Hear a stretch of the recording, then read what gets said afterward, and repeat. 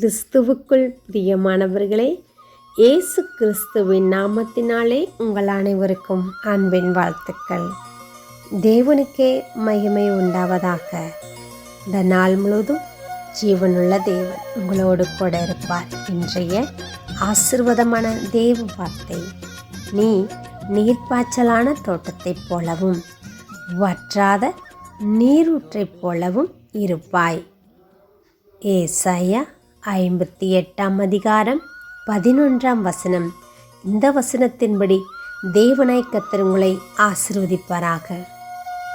பிரியமானவர்களே, நீர்ப்பாய்ச்சலான தோட்டத்தைப் போல செழித்திருக்கும்படியாக தேவனாய் கர்த்தர் உங்களை ஆசீர்வதிப்பார்.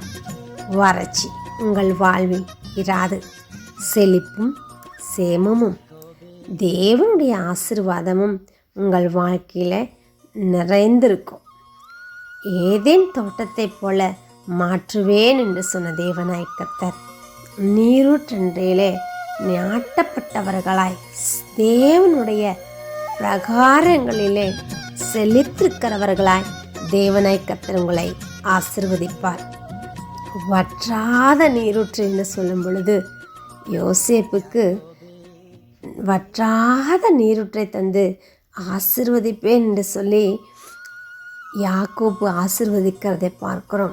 அவனமான ஆசீர்வாதம் உங்களுக்கு உண்டாயிருக்கும். பிரியமானவர்களே, நிச்சயமாகவே வற்றாத நீரூற்றை போல உங்களுடைய செல்வங்கள் உண்டாயிருக்கும்படியாக, உங்கள் சரீர சுகங்கள் உண்டாயிருக்கும்படியாக, குடும்பங்கள் உண்டாயிருக்கும்படியாக தேவன் ஆசீர்வதிப்பார். நிச்சயமாகவே தேவனால் சகல ஆசீர்வாதங்களையும் பெற்று அவருக்கு சாட்சிகளாயிருப்பார்.